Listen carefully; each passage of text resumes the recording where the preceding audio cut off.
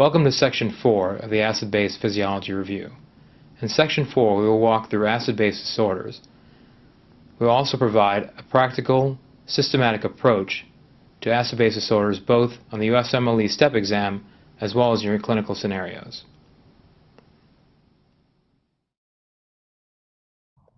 Welcome to Section 4 of the Acid-Base Physiology Review. In Section 4 we will walk through clinical scenarios of acid-base disorders and provide a basic framework for approaching acid-base disorders in the clinical setting. Some starting tools you need to know. Before trying to interpret an acid-base disorder, the two things you will definitely need are 1. Arterial blood gas, and 2. A serum electrolyte panel. We will discuss in more detail how we use each of these. Acid-base problems can be a difficult part of the USMLE Step 1. The important thing is to remember to approach this in a systematic fashion. If you approach each problem in a systematic fashion, you are less likely to make a mistake that you would otherwise not make. Here we have outlined 5 easy steps to approaching an acid-base problem. The first is to determine the pH. This tells you whether there is a setting of acidemia or alkalemia. Then you determine whether the primary process is respiratory or metabolic, or both. Next, calculate the serum anion gap. Number 4, check the degree of compensation. And number 5, in the setting of a metabolic acidosis, determine whether there is a 1-to-1 relationship between anions in the blood. This is also known as calculating the delta gap. A few normal values for acid-base problems. On the USMLE Step 1 exam, these values should be given to you, but for the purposes of these problems, you should keep these in mind. Once again, the normal pH ranges between 7.37 and 7.43. Normal PCO2 can be approximated at 40 millimeters of mercury, but it ranges from 36 to 44 millimeters of mercury. The normal concentration of the cations of blood, sodium is 140, potassium is 4, normal concentration of anions, bicarbonate, is between 22 and 26 milliequivalents per liter. We use 25 milliequivalents per liter. Chloride is approximately 100 milliequivalents per liter. The normal anion gap is between 8 and 12. Step 1. Determine the pH. Is the patient acidemic or alkalemic? If the pH is low, there's an acidemia. If the pH is high, there's an alkalemia. Relatively straightforward.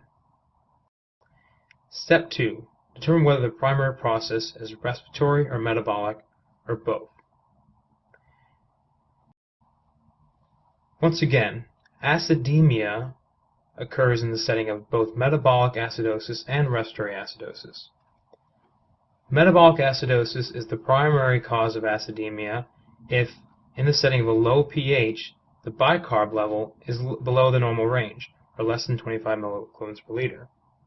However, in the setting of acidemia that causes a respiratory acidosis if the PCO2 is greater than the upper limit of normal, or 40 millimeters of mercury. And alkalemia is caused by a metabolic alkalosis if the bicarbonate concentration is above the normal range. And a respiratory alkalosis is the cause of alkalemia if the PCO2 is below the normal range. We use these parameters and these definitions to determine what the primary etiology of an acid-base disturbance is. Once again, let's take each pathway. First, the pH is low, and you diagnose acidemia. Then look at the serum bicarbonate concentration. If the serum bicarbonate concentration is low, you have your answer. There is a metabolic acidosis. However, if the bicarbonate concentration is normal or even high, look at the PCO2. If the PCO2 is high or above the normal range, you have a respiratory acidosis. Let's look at the other side. If the pH is high, you can say you have alkalemia. First, look at the serum bicarbonate concentration. If the bicarbonate concentration is high, then a metabolic alkalosis is the cause of the alkalemia.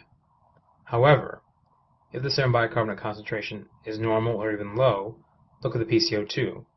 If the PCO2 is low, you will see that the respiratory alkalosis is the cause of the alkalemia. We'll go through that chart a few times, giving yourself different scenarios. If you approach this in a systematic fashion, you will always identify the underlying disorder. Step 3. Calculate the serum anion gap. Do this always, even if you have not yet diagnosed a metabolic acidosis. This is something that can be easily missed and will lead to unnecessary errors both in the Step 1 exam as well in clinical practice. What is the anion gap? Remember that the cations in the solution always balance anions. The human body blood is not charged. However, many plasma cations as well as anions are not routinely measured. The primary measured cations and anions are sodium, chloride, and bicarbonate.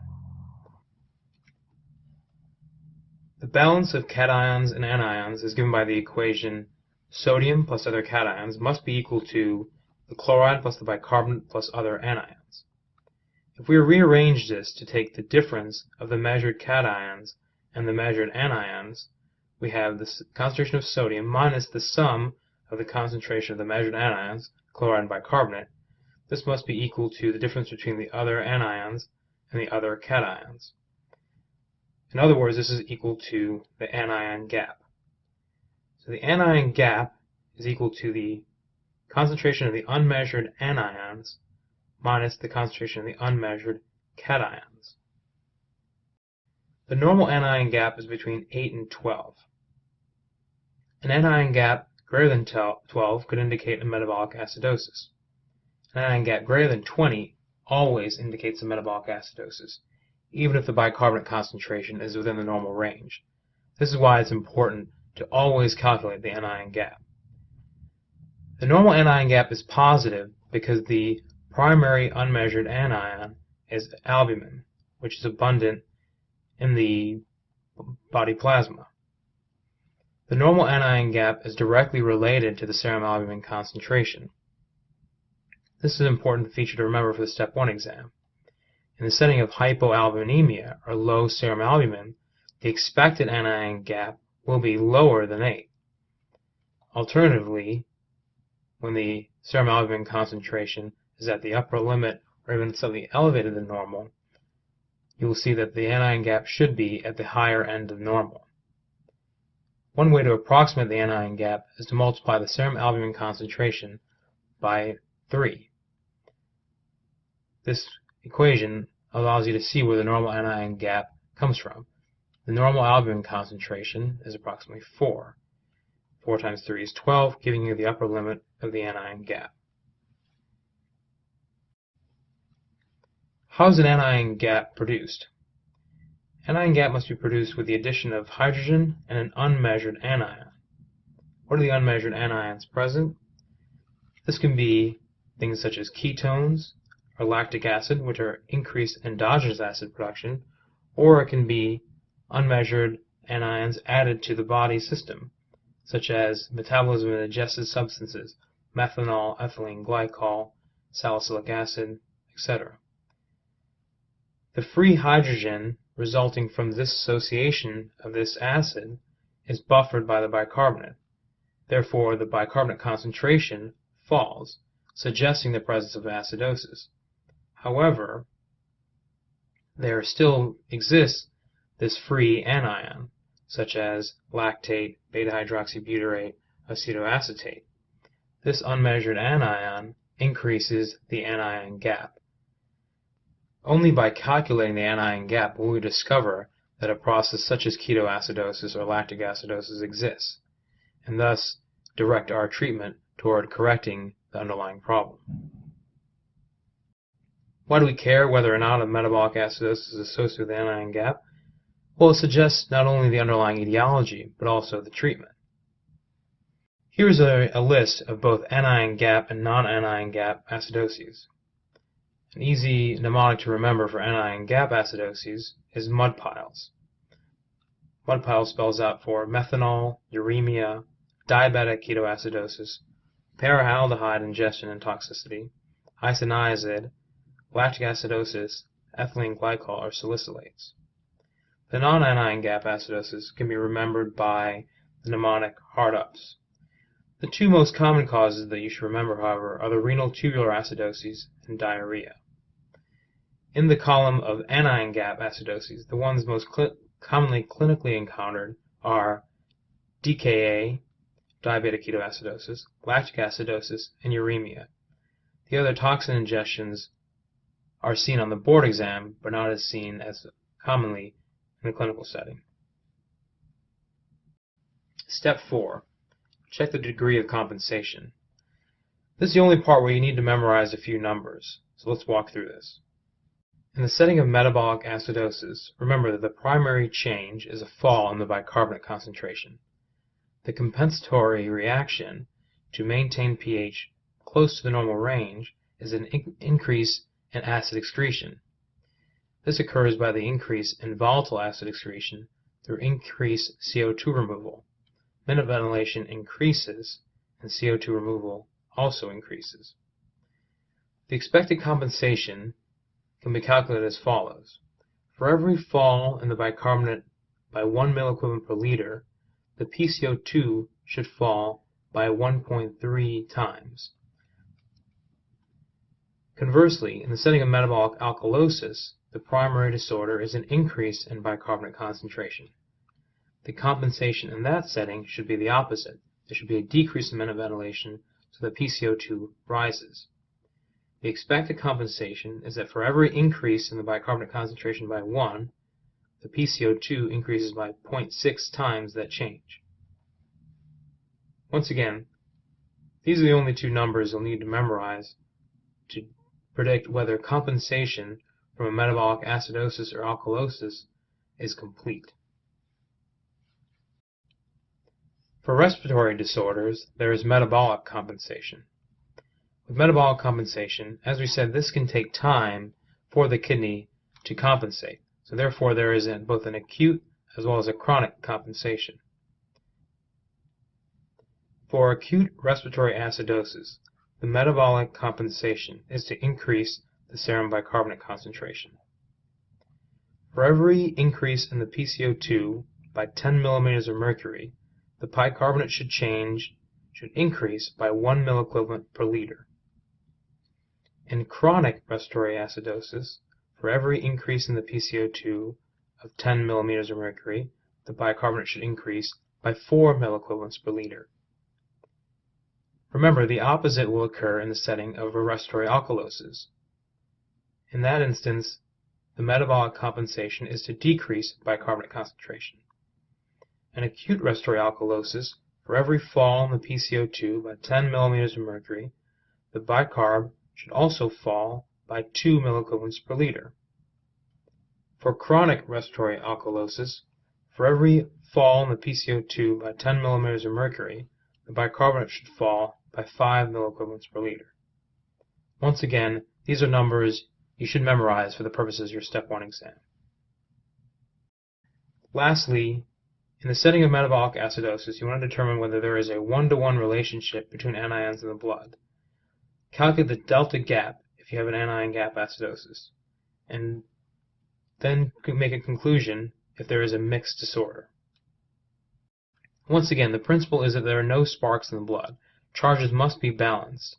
If cations remain constant, any addition of an anion must be balanced by an appropriate decline in bicarbonate. Therefore, for every 1 point increase in the anion gap, this should be accompanied by a 1 milliequivalent per liter decrease in the bicarb. The delta gap is calculated as follows.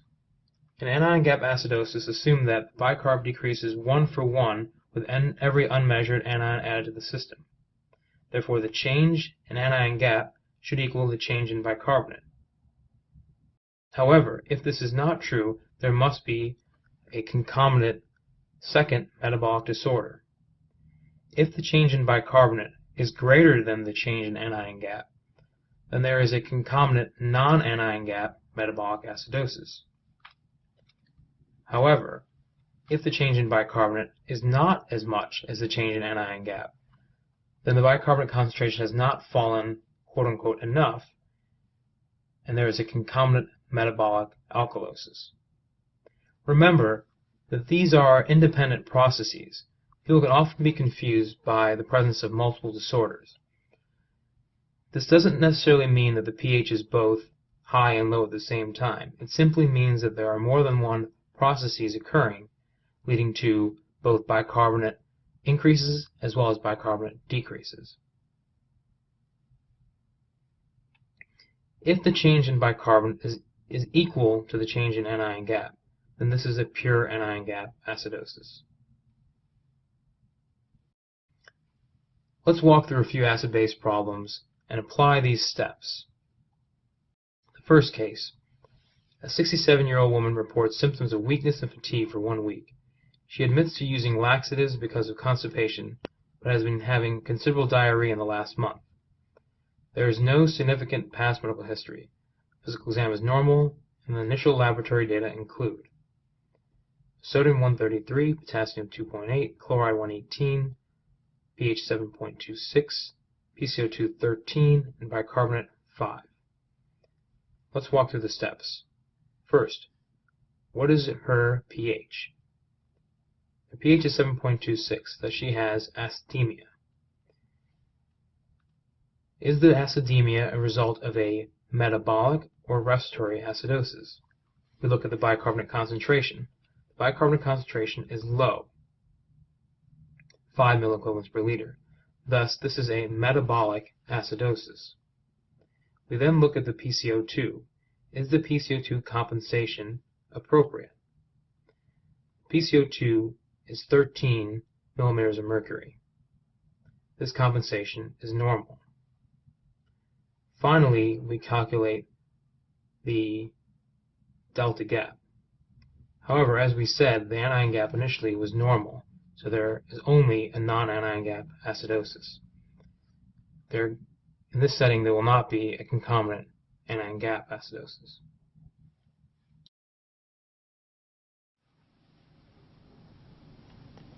This concludes Section 4 of the Acid-Base Physiology Review. The key points to remember from Section 4 are the systematic approach to acid-base disorders. This approach can be used for both clinical experiences as well as the USMLE STEP questions.